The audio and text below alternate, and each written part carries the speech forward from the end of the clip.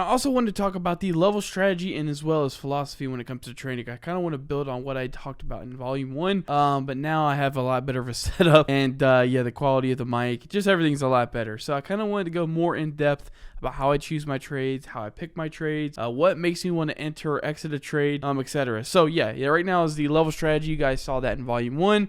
And a lot of people were kind of confused on how they can get their chart to look like mine. First off, like I said, there's a free copy in the chat that you can go copy. But this is pretty much just going off the recent wicks on these other levels that we've had, even dating all the way back to 2017, 2018. So I'll start us off on a fresh chart real quick, and you guys can see me do this live. So right now we're on Ethereum. We're on the daily chart. What's an obvious level? I'll give you a couple seconds. Let's just make some fresh ones from start. All right, so I got my rectangle. It's up. I'm down here to the bottom. This is obviously going to be very critical support, and it's probably this whole area. This little bit right here. Let's just use this as our baseline. Now, this is just a level that I see someday we might come visit again. I don't know if it'll be this year. I don't know if it'll be next year, but it's been critical support in the past, and this is a baseline for the level strategy. So we got one level placed, and pretty much how I did it, I found these lows right here, and I just put it at the previous lows. Same thing right here. You got these two highs. Place one, scroll over a bit, drop it right there, and now we have a level. Now, what price is going to do next time Ethereum comes down here is it's going to have a strong reaction off this level, just like it has right here. Kind of been bouncing off this at the moment, and it's also sitting on those last two highs, like I said. Now, what's another one we could do? Well, I see this high right here, and I see this low. Place it right there. Now, obviously, you guys can modify it on yours, make it a little bit different, but it'll bounce off here every now and then. It'll be a strong area, for example, here. Rejected heavy, came back above the level, then pushed up, and eventually turned over. Now, we're kind of stuck inside this channel again. You can make as many levels as you want, and the thing I noticed about this is that it's truthfully up to you. Like, you guys have seen my chart, trying to make this one straight from scratch, but you just find some of the points that it's had a strong rejection off of, meaning the body of the wick's all the way up here, the close is down here. This is what I'm talking about. But you'll start to see how it reacts off these levels, and that's pretty much how I do the level strategy. Now, this is kind of leading into when I execute a trade. For example, the past few days have been really bad for trading. There has not been a lot going on. We actually had a perfect short at 12.20, but I closed a little bit early because I was like, what are the odds of us going down right now versus going up? And it's just a game of probability, right? What's the most probable outcome in the situation? I thought initially we've been kind of tugging at this area right here. You can see where the wicks have left off. In the past, it was a strong area. Executed a short on my actual chart. Is actually a blue line where I entered the short. But I closed the trade and went long thinking we would go above it, and that was actually wrong. But usually when I stick to my guts and just be patient and wait till it comes to one of my levels, I usually do pretty good. But recently, I mean, we've been stuck in this infinite range since the end of November, so pretty much a month now, where we've just been kind of bouncing back and forth. Haven't got really much opportunities, but it is a highly effective strategy, and I've been using it for pretty much the whole year. But most of the trades you guys see me pull are at one of these lines that you can't do with other strategies. It's very straightforward. A toddler could do it. Execute at one of the lines, see how it closes on the 30-minute, the 1 hour, the 4 hour, and just let it roll. It's very simple.